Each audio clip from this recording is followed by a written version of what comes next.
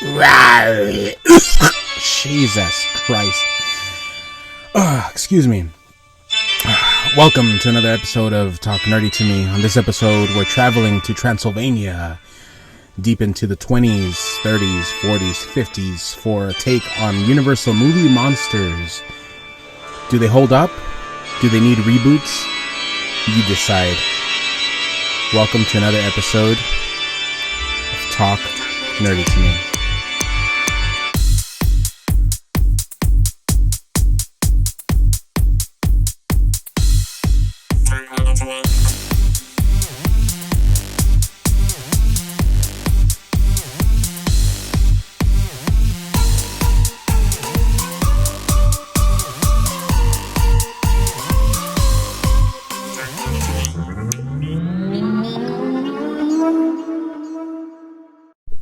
Alright, Javi, what is up, my fool? Yo. What's up, bro? Bro, speaking of old creepy bastards, did you check out that debate? You know what? I know we're not supposed to get political in this fucking podcast. Oh my god. But with the times, bro, it's like it's hard not to. You get me? It's let me just say, it was just a clown show. Yeah. I'll let the viewers figure out who was a clown. Yeah. I mean, you get the president who is obviously like always a train wreck. Economy is the only thing he talks about. And then you get the ex vice president, and I feel bad, dude, because he's like, why can't we get someone that's a little bit younger? That's why, like, Pete Buttigieg, dude, he would have been fucking solid, because he still would have been sane. He's just a little too white collar, Yep. You know, straight edge for the job. And you know, it's like fucking watching your grandpa argue with another grandpa, and you know that one of them's crazy and the other one's getting dementia. You know, it's like, it's what the fuck. But what a bunch of fucking boomers, dude. I guess. Yeah, I mean, if I were to prefer one over the other, I mean, I've already seen what 4 years can do with a crazy grandpa behind the wheel, and giving it to someone who's at least not afraid to say, hey, KKK, stop your shit. Not fucking giving that's why I kept like putting memes up yesterday on one of my other Instagram pages. And it's funny, dude, because like all the people that were attached to my business, like business wise, they're all the secret supporters, and they're fucking crazy, dude. Like they were the ones attacking me for putting that stuff up there. I'm like, how are you gonna try to like how are you gonna try to make it look positive from what was shown to the American people yesterday, you know? Mm-hmm. And I don't know, man. I had indifferent feelings, but all I have to say, and I always say this all the time, I understand. If you want to go for Trump, that's your own belief. You have your every right to, you know, as an American, you have every right to go for Trump. And if you believe he could do a better job, that's okay, you know. But just like don't attack us. Seriously, just like keep it to yourself. Yeah. You know, let us express what we feel, and we will allow you to talk. But don't like start attacking us and shit. Yeah, and you know, we said it many times. We're not a political group. We're here to have fun. Yeah, but it's like it's hard not to be political this age during this era, because you can see. I mean, I had a small business, and it didn't fail. I just cut it off before I could lose money. You know, a lot of people are like, he failed at his business. He had a small business and it failed. I was like, no. It was very, very productive. We made money. I didn't have a real job. I didn't work for anyone for 3 years. People don't fucking get that. And I had enough money to keep me through quarantine, you know, however long it's gonna be. We're good. But the thing that I can agree with was that whole tax situation thing. Like, he was the one that added that tax to small businesses a couple years ago.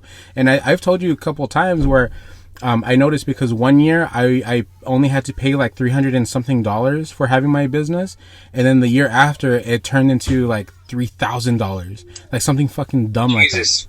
Like okay.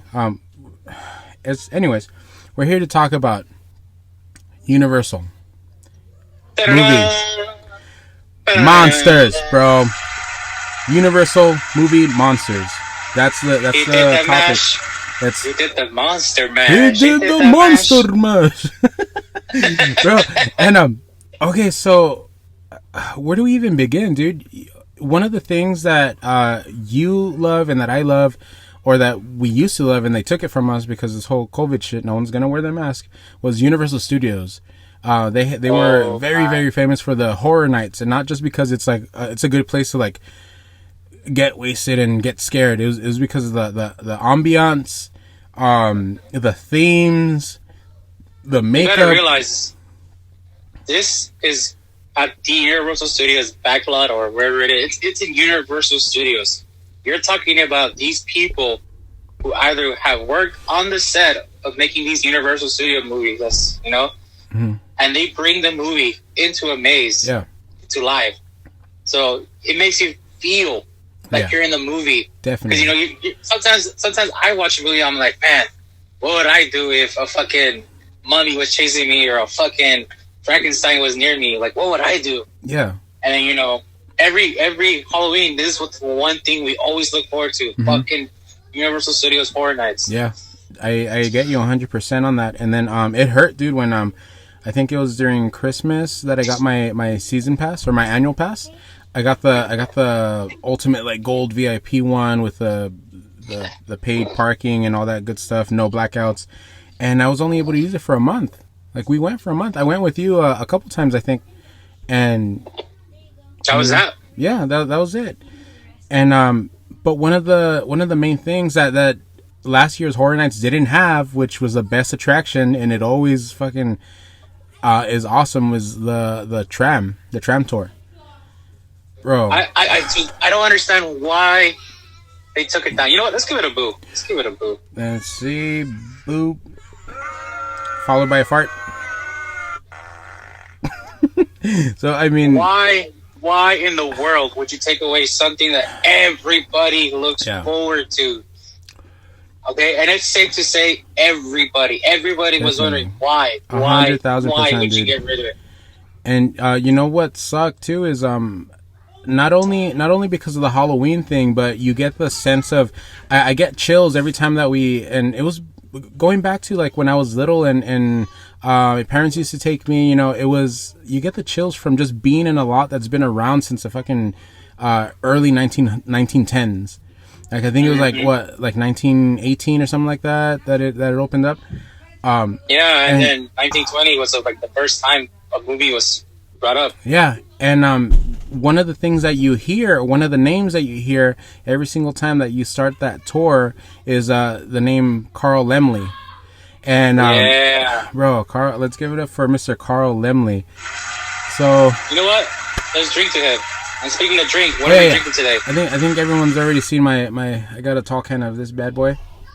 Bro, they're having a sale at 7-Eleven, so I was like, two of them are $8, but three of them are $8.78, which okay, I'll get. Okay. Oh, fuck it. Yeah. And what are you drinking? Today, Jack and Coke. Sick. No ice in that? There is, but it's so hot out here that it just melted. Man, all right, man. Forgot to cheers. There you go. Yeah. So, we got our friend, or your friend Vince, our new buddy that we introduced last week. He's trying to do his own thing, so we kind of brought him on as an apprentice. He's gonna be joining us later on in the segment, or we might do a two-parter. It's not gonna be fucking 2.5 hours because that shit was insane. I listened to it a few times, and it's just, bro. Oh, by the way, we finally reached 1,000 listeners, dude. That is nuts. You know what? Much love to y'all guys. Thank you guys. Thank you so much. Yeah, and bro, when I saw that, I was like, oh, okay. I don't think it's listeners. I think it's the amount of times that the podcast has been listened to, and we only have 13 episodes.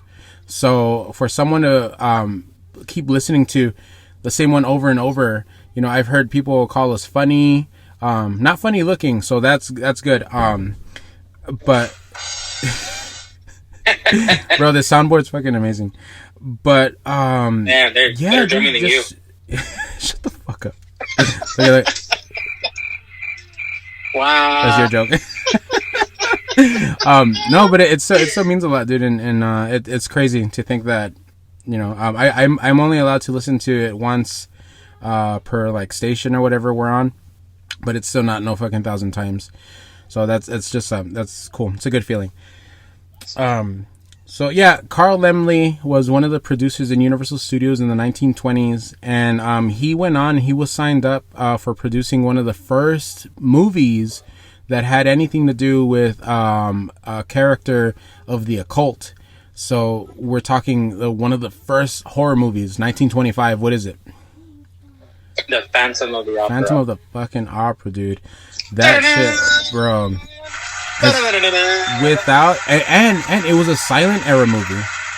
So silent. Wow. Yeah. So you didn't even get that whole organ transitional until I think Dracula was one of the first ones that had it, 1931. But dude, for those of you who are young and don't know what he meant by silent film, it's basically the film itself, but there's no sound. So sometimes you would have like maybe a musician or playing the music in the background as the film is playing. Mm-hmm. So it's insane, and people would watch it. Bro, to elaborate on that, for all you Generation Z and X and Y or whatever generation y'all are, it would be like if someone played a TikTok video for you in black and white and it didn't have music, and the stupid little pendejos are like, but there's no music. That's exactly what people had to go through in the 20s to watch a movie. Dude, imagine like watching like Superbad or Step Brothers, and you had to fucking read the whole time. Like they're doing like a little motion, and then you get a black card with the white print saying, "Oh, John this says is how to." we do it. No. It's like you didn't even know what John Riley would sound like. I would appreciate Seth Rogen in a silent movie, actually. Yeah. But no, Carl Laemmle, he was signed on to produce that movie, and it was despite criticism for the time, because everyone was scared. They didn't their shit was like a Pleasantville era, and this is pre when was World War One? 1919? So it was after World War One. You're in the middle of 1925, dude. Like you can't get alcohol anywhere. It's just times it's a Great Depression era. Yeah, dude. It's times are so fucking crazy, and for this to just kind of tweak it up a little bit, like this was the start of something that was gonna make Universal Studios a fucking hit. Like we wouldn't have Pitch Perfect, your favorite movie, Pitch Perfect. Hey, fuck you, dog. We wouldn't have movies like that, which is a franchise that made millions and millions of dollars, by the way. So I don't know why you don't like it. That made it a bunch thing. Of old ladies. Oh my god, bro, they're in college. You would like it. You would. So yeah, dude, and I have a whole list. Let me read off to you a list of the shit that happened after Phantom of the Opera because of the success. So keep in mind, it's been about 6 years. They're gonna try to make some more movie monsters. They're gonna try to make this a thing, and because they had such good intentions and they had a good feeling about this shit being successful, they went ahead, dropped the first one as a talkie. So these guys are talking through this movie. No more silent shit. February 14th, 1931, Valentine's Day, dude. Dracula. Bela Lugosi as Dracula, one of the most haunting images. We even have it in our podcast art, where he's standing behind us, and you know that scene where he's like right there with his widow's peak and everything. That shit, dude, is haunting. Like you look at it and it's in black and white, and I still get creeped out, dude. I felt like some dark spirit was fucking hovering over me as I was making the Photoshop for it. I'm like, oh, you know You know what's crazy? What's up? At your in-laws' house, I think he has a photo of him. No? Yeah, dude. That's what I wanted to mention too. I wanted to give a quick shout out to my brother-in-law Randy. This guy, dude. If you want to talk movie monsters, he can talk to you about fucking movie monsters. His favorite one is the monster of Frankenstein. Frankenstein's monster. Yeah. And he has that thing for him, and I'm like, dude, this shit's fucking legit. Like his collectibles are legit. He has like all kinds of crazy like glossed Let me just say, this portraits, guy, bro. This guy during Halloween, he goes full out. Yeah. And every year is not the same. It's something different every year that he's been doing this. So shout out to Randy, dude. Yeah, man, that's fucking awesome. But with the introduction of Dracula, a couple months later, 2 months exactly, you get Dracula, the Spanish version. So they thought they were gonna make even more money, like down in Spain, Mexico, other places where Spanish was spoken. And Quiero then tomar tu sangre. ¿Quieres chuparme qué? You know what I'm saying? Like, and then Dracula's like, órale, güey. No, but then it didn't stop there, dude. So this is basically like the MCU in the 30s. So you get you're getting these two movies, which it's the same thing, but one in Spanish is a big deal. And then in November, Thanksgiving week, you get Frankenstein, 1931. Yes, sir. The next year, the week of Christmas, you get The Mummy. You get my personal favorite, bro. We'll talk more about The Mummy in a little bit. But you get The Werewolf in London, Dracula's Daughter, Son of Frankenstein. In the 40s, you get The Invisible Man, you get The Ghost of Frankenstein, you get Invisible Agent, The Mummy's Tomb, Frankenstein meets the Wolfman. That's when they start crossing over. The Phantom of the Opera, they release it again, but with words. It's a different one. This is 1943. Then you get Son of Dracula, The Invisible Man's Revenge, The Mummy's Ghost, The House of Frankenstein, House of Dracula, and then you start getting like in the comedic side, like the comedians Abbott and Costello, where they meet Frankenstein, and then they meet the Mummy. They have The Creature Walks Among Us, Revenge of the Creature. That's all, bro.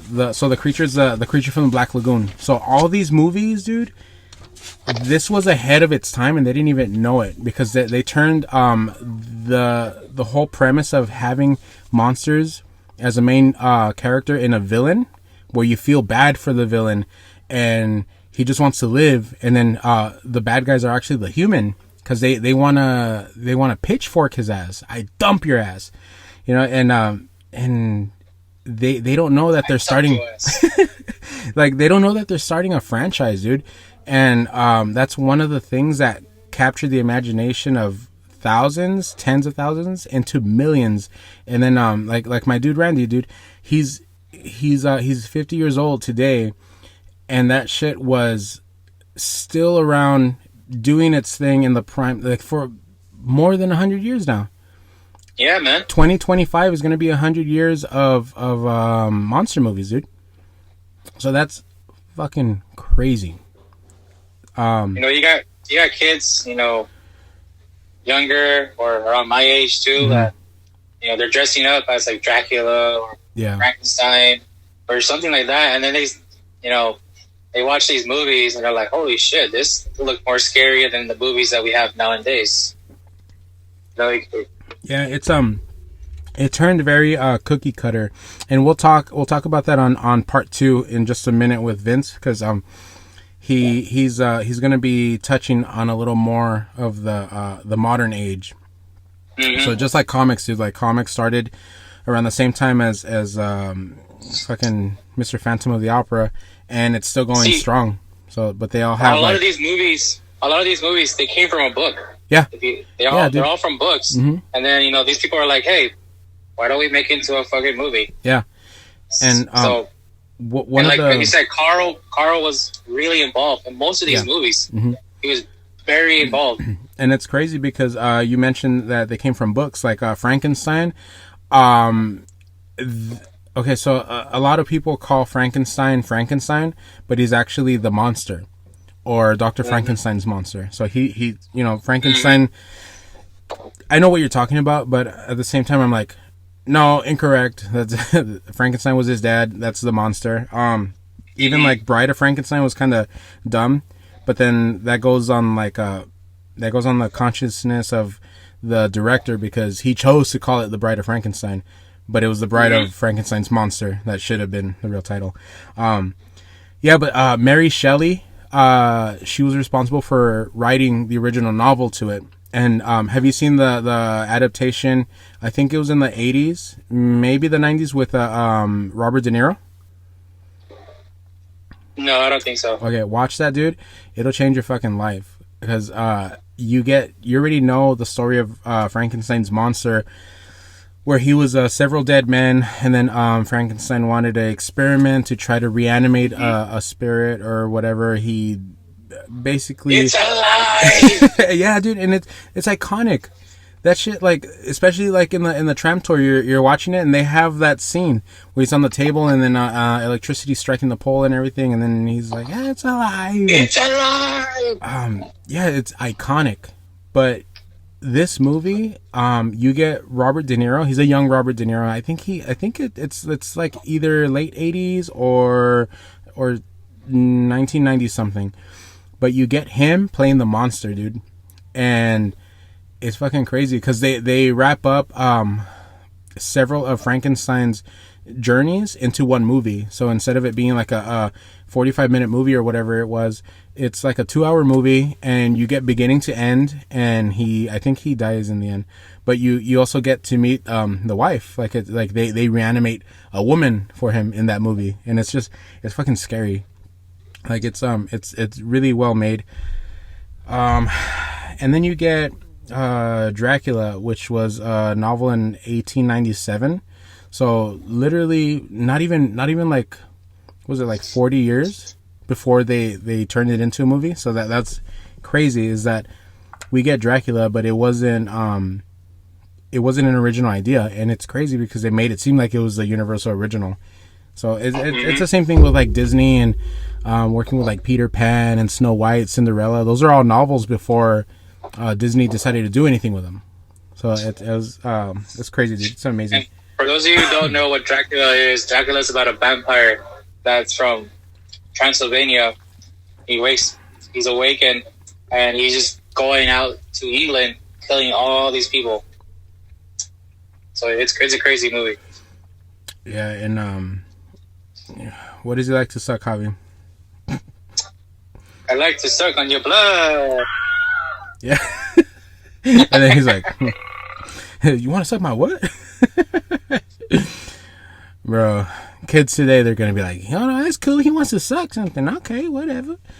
But, no, but that was, he was played by Bela Lugosi. And he was a very, very talented artist. Even back in his day, he was able to capture that imagination of this is what a Transylvanian count would look like and sound like and everything. And you know, it was everything that they did in the 30s was beyond its time. And I don't think they ever had an idea that they were going to use those movie clips in the Universal Studios tram tour.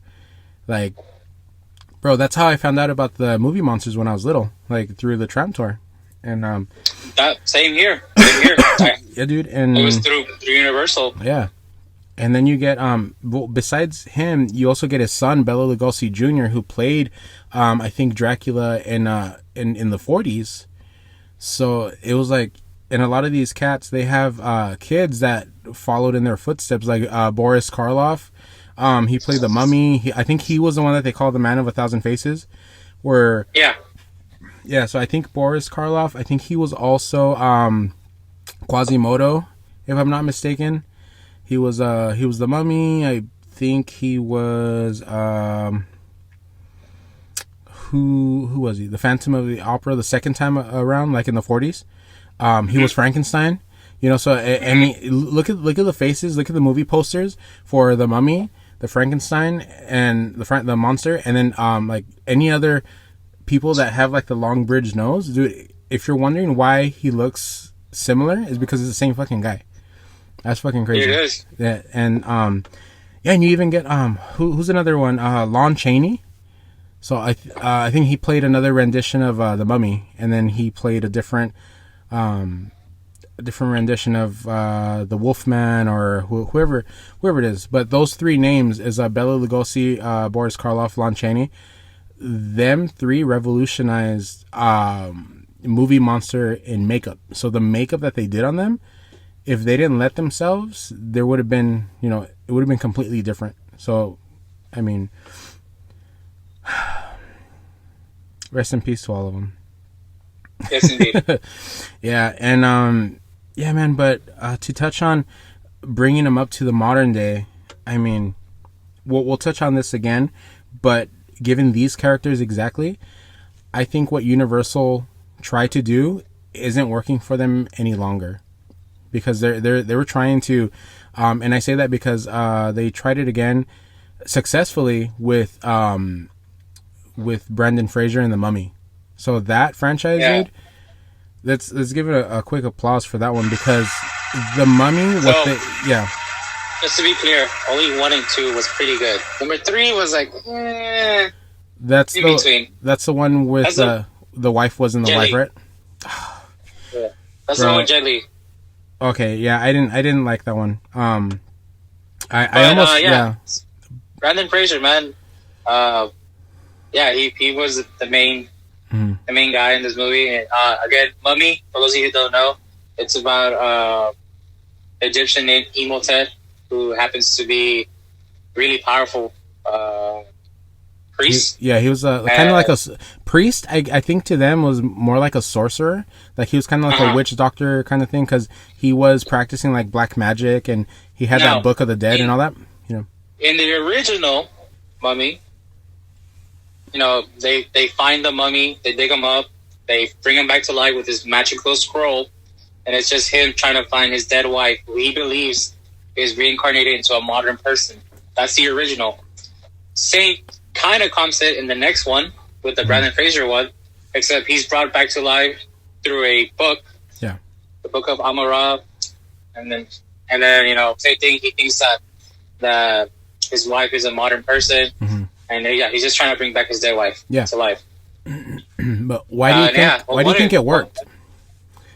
Like, what about that whole thing? Because we know the first time around in the 30s, it worked because there was nothing like that before. You had your source material were novels from like 100 years before you started. Exactly.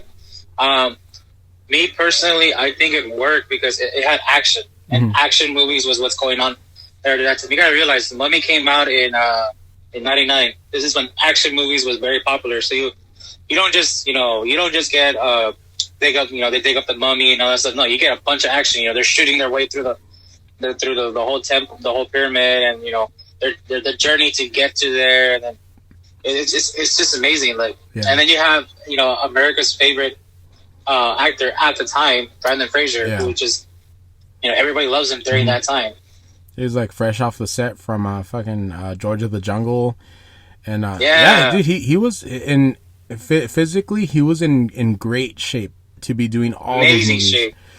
And it sucks because he kind of like he hit a spiral that wasn't entirely his fault, and I mean he was going through a divorce. Unfortunately, nowadays Hollywood's crooked, and he hasn't. He's only done, if I'm not mistaken, a show. But I'm not sure what it is.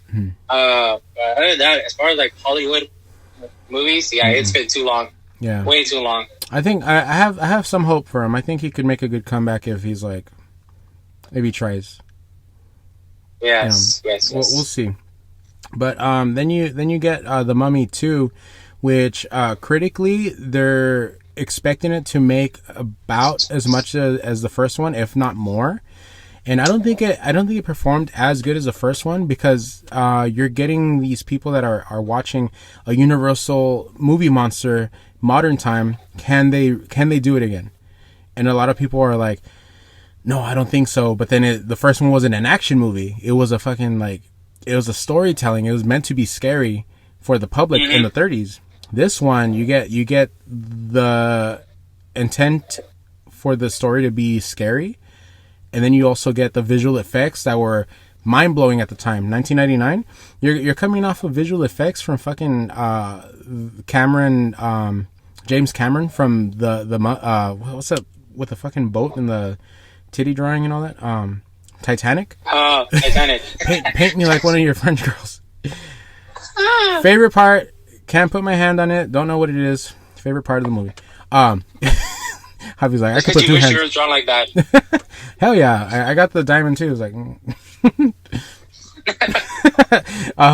no, but you're getting that same digital effect team, or whatever is running Hollywood at the time, and you're putting it into a scary movie. Instead of a boat sinking, you're getting mummies, and it worked. It just worked.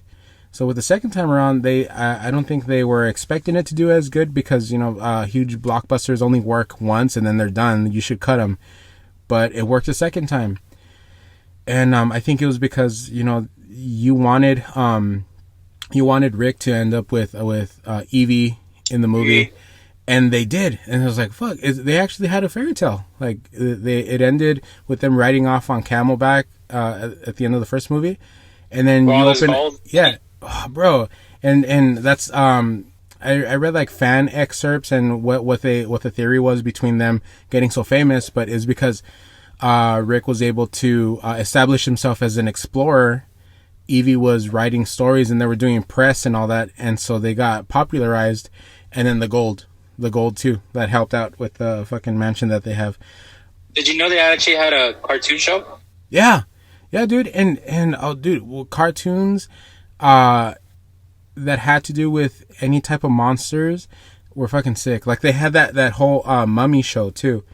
It was like there were superheroes, but there were mummies, and there was like a tubby one. There was a really long, slender looking guy, one tall one with like a top hat looking thing, and then the woman. Yeah, and a good one is Dracula in the MCU, dude. Dracula was. Yeah, dude. I will bring it out for next week. I have a Tomb of Dracula number 20, and it looks fucking sick, dude. It's a perfect condition. I have it in the hard acrylic plastic, and that shit, dude, it's beautiful. But correct me if I'm wrong, but Dracula in the MCU, like he pretty much bit the superheroes, and they became his minions, kind of like that, right? Yeah. For the most part, yeah. And then you get crossovers. Yeah. I'm trying to look for the first appearance of Blade, because he's in one of the Tomb of Dracula comics, and then you get Blade. Fucking sorry. Yeah, so you get the introduction of Blade, and then you get Morbius, the living vampire, and then it all connects with Marvel and shit, and it's just good ass movies. Wesley Snipes. Dude, rest in peace his career, because that shit was fucking sick. Did you know they're gonna remake Blade again? Yeah, with a really good guy from, I think he came out in Luke Cage or Jessica Jones. I didn't see any of those others except for Daredevil and The Punisher. But yeah, he's a really good actor. I've seen him in some other stuff. His name's Mahershala Ali. And I cannot wait, dude, because he's still in his prime. He's the Wesley Snipes of fucking 20 years ago. So it's gonna be fucking amazing. But yeah, so Mummy, the Return of Mummy. Yeah. Going back to it, I believe that was Dwayne The Rock Johnson's first movie debut. Yeah. I think I'm not. Yeah. And everybody gives him shit because of the way they CGI'd him and the Scorpion. He didn't have control over it. It's like, dude, you gotta realize this guy, it's his first movie ever, and then, obviously he did end up making the Scorpion King his own little spin-off, because people were wondering, what happened there. That was the Mummy 2, Mummy 2 was pretty good. It was not that bad, because people actually wanted to know what happened, what happened to them. And then you get to know, they got married, they had a kid, and then all of a sudden they found the amulet, and then the dumbass kid puts it on his hand, and now he has 7 days or else he's gonna fucking die. Yeah. So the storyline was. Why is it always 7 days? I don't know. Why is it always 7 days? I think it had to do with God, with Jesus Christ and all that, because think of back then in Egypt, like the whole thing with Moses and the Pharaoh and stuff like that, like those storylines. It's all very biblical. Like even if I'm going beyond, I'm thinking about fairy tales. I'm like, why always midnight? Yeah. Why always midnight? Shit. Yeah. It always makes me wonder, like, why 7 days and why midnight? Why? Yeah. Just I'd be why? I was like, what if you like to get down after midnight? Like, that's not enough to get porked, you know? Like, but yeah, Mummy 2 is pretty good. yeah. It brought back the original cast, Mm-hmm. and then you got a cool fight scene with Imhotep, O'Connell, and the Scorpion King, and then you have also Evie versus Imhotep's wife. I forgot what was her name. Mansa Manus, something like that. Anooks on the Moon. Anooks on the Moon. Yeah. It was cool. Like, they have a cool fight scene. Yeah. It was, and then so Mummy 2 was not bad at all. It was not bad. But then Mummy 3 happens, and you can see that Brendan Fraser is like kind of getting old already, and he's like, Yeah. The third one is kind of. I can't do that much stunts anymore, and yeah, it was like, it wasn't necessary. It doesn't even involve Imhotep anymore. It's a whole nother thing. It's related to, like, and it's more his son finding the Asian king, right? Like, yes. mean, Jet Li was cool, but I didn't enjoy it. I think for me, they kind of lost the thunder a little bit, just because you didn't have the full cast. Like the kid, the mummy, the mummy's wife, Evie wasn't in it. The only two returning were the brother Rick and did Jonathan.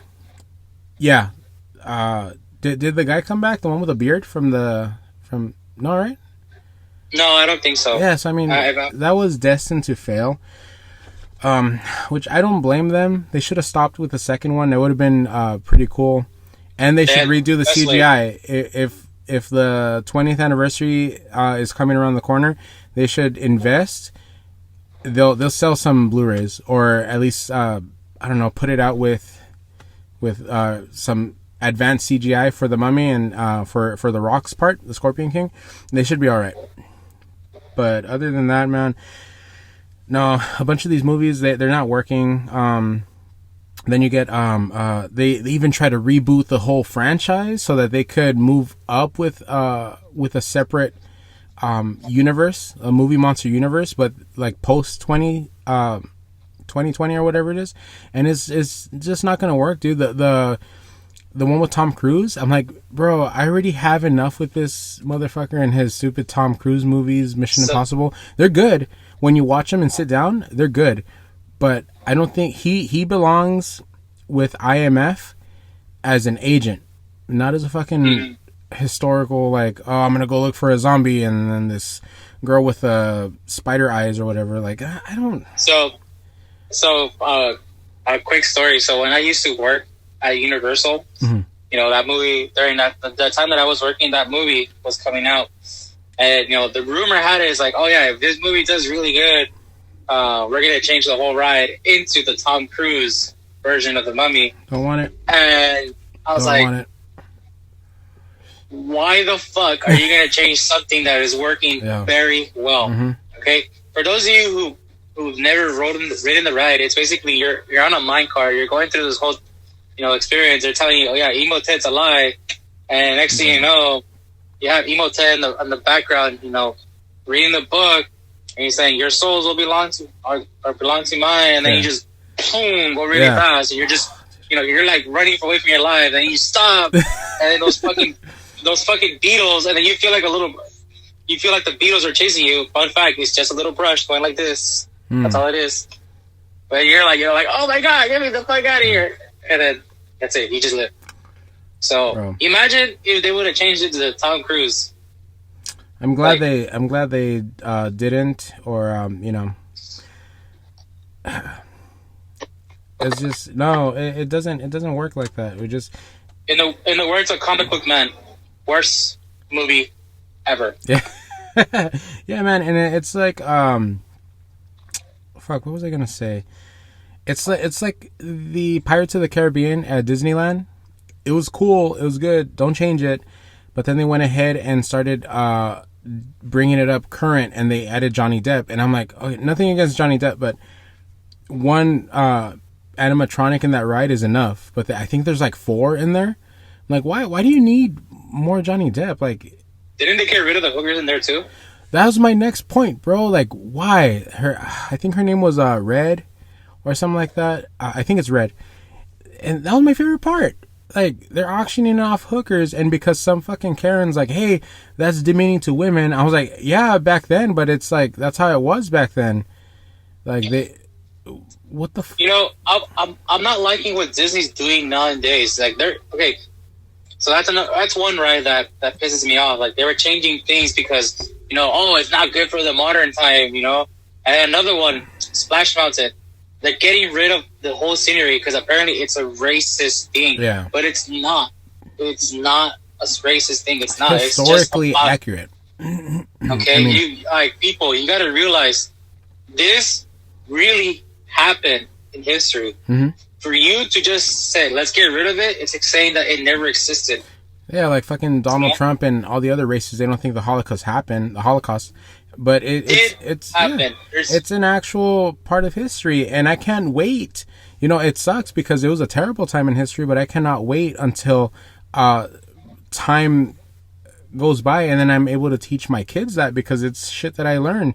And whether it be like a really bad moment in history or a really good moment in history, it's history. It happened, and this is why we are the way that we are now. You know, so it's like, you can't just I can erase it. Yeah, you can erase it and then be like, oh, it never happened, and then pretend to. I can tell you that I had students that didn't even know what 9/11 was. Yeah. And it's insane. Like, I didn't realize that I'm that old to realize, like, these kids are born in an era when they didn't even know what happened during that time. Mm-hmm. I mean, to be fair, I didn't know what happened because I was 5 when that happened. But, like, to me, to talk to them and be like, this is what happened. And it's sad. It's insane. So it's one of those, like, don't erase history. Yeah. You know, keep it the way it is, because this really did happen. Yes, I understand, like, women were treated like shit back then. But I'm sorry, it happened. Yeah. It happened. Even if we're talking about in the film industry, women were treated like shit all the time. Definitely. Yeah, it's not like you can't. There's ways of making it okay, like, that happened and it sucked, but let's not glorify it, and let's call it something else. Kind of like Columbus Day, you know, like being Latino, and, you know, here we had the Chumash Indians, the Aztec, you know, in South America we had Incan tribes, and it's just, that's what was here before Europe invaded. And so, you know, when we were little, we were taught that, you know, explorers were the shit. If it wasn't because of them, none of this would have happened, glorifying them. And so one thing that we did, which I'm totally for, is renaming Columbus Day into the Indigenous Peoples Day. And that shit's fucking, that's heavy metal as fuck, bro. Like, culture can now exist with that nasty history, while at the same time not paying homage to it, because that's something you do for heroes, but at the same time you're taking notice that it did happen, but this is what it is. And instead of glorifying these people that raped their way to the top, which is why we have people like the ones that are in office right now, we have a newfound love for cultures, and, you know, you get to kind of start over, but it's not like it didn't happen.